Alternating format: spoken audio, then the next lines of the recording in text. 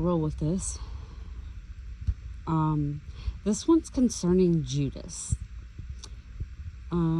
Judas knew he was condemning a righteous man for selfish desires when he took the 30 pieces of silver to betray him. In 2 Peter 3:17, ye thereof, beloved, seeing you know these things before, beware lest ye also, being led away with the error of the wicked, fall from your own steadfastness. That's a warning for us. In Jude 1:11, woe unto them, for they have gone the way of Cain, and ran greedily after the error of Balaam for reward, and perish in the gainsaying of Korah. And I've been shown that 111 I've been seeing all the time is why. And since I have found this, I don't see it anymore. So, woe or alas, this is taking the words from Strong's and interpreting this. Woe or alas, travel the journey of the path of Cain. And this word is murdered his brother due to jealousy, and the consequences of disobedience to God is to bestow, pay for service, the fraudulence, soothsaying, attempt to curse God's people, and to destroy the leaders in rebellion against speech is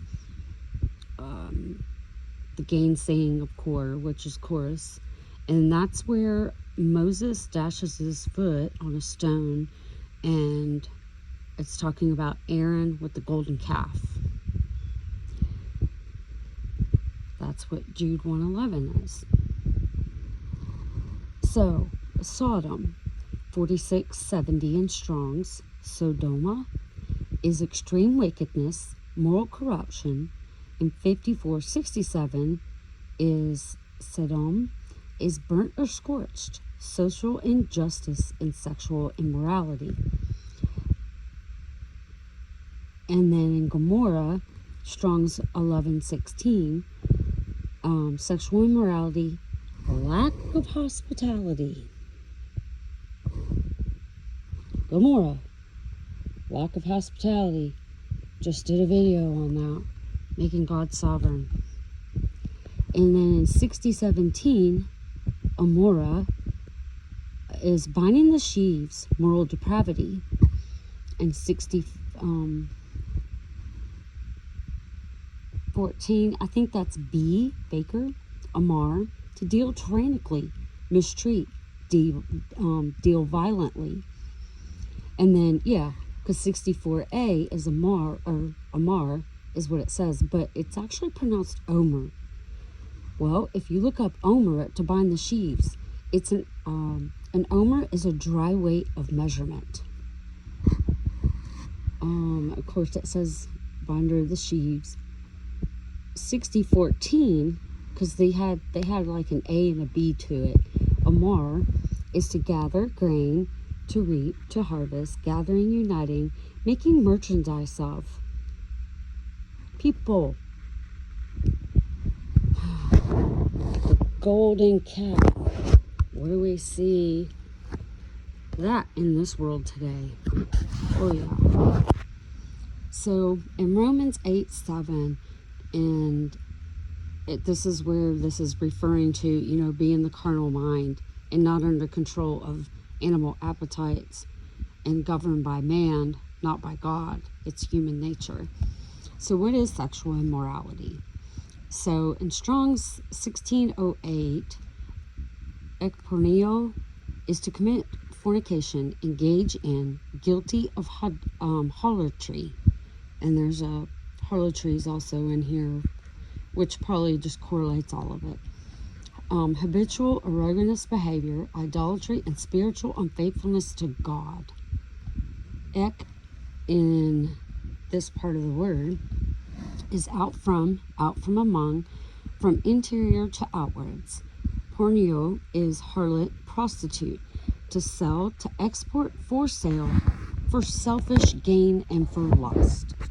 The rulers sold their soul to a harlot, have rejected and turned away from God Almighty, that cannot be blessed, especially when passing the boundary of utter destruction. So we are commanded to come out from among them, because two can't walk together lest they be agreed. That's a bill of divorcement. When that is full and come to the end, given back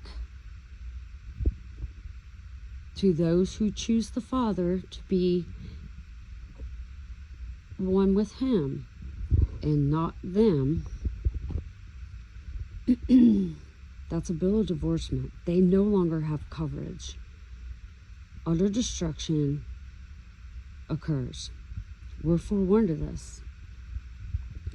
So in the word Cain, Strong's 2535, KN, associates themes of sin, jealousy, consequences of disobedience to God, sets the stage for the understanding the fallen state of humanity and the need for a divine grace. But they have to accept it. God won't take free will away, no matter who you are or where you come from. Even as Cain,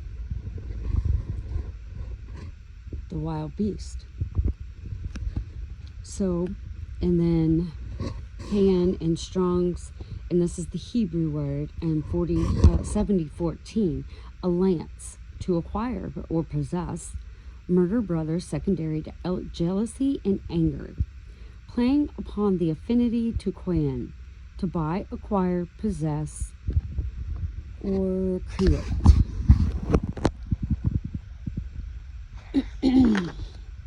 We don't know. This is something different.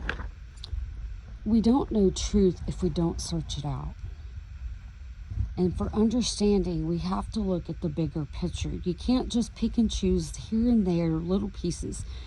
It all comes together to make a painting. You can't paint a painting with all one color or two colors.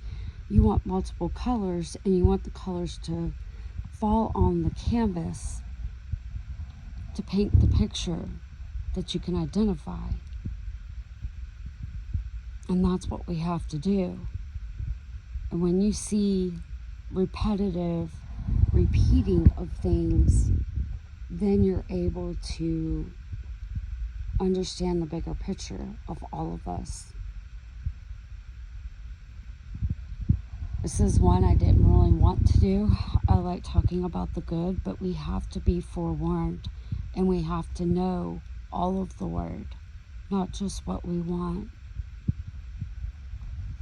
God has purpose for everything that's going on today, but there will come a moment, and everybody feels it.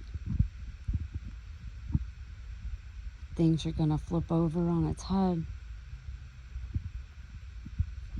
Those who are God's people and trying to bring in the harvest by hospitality,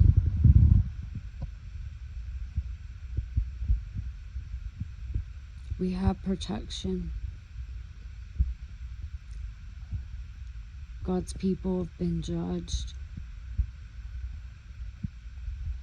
Can you imagine the judgment that's going to fall on the others that don't have that protection? That's horrifying. Because He says we'll see it return upon their own head for selfish desires, because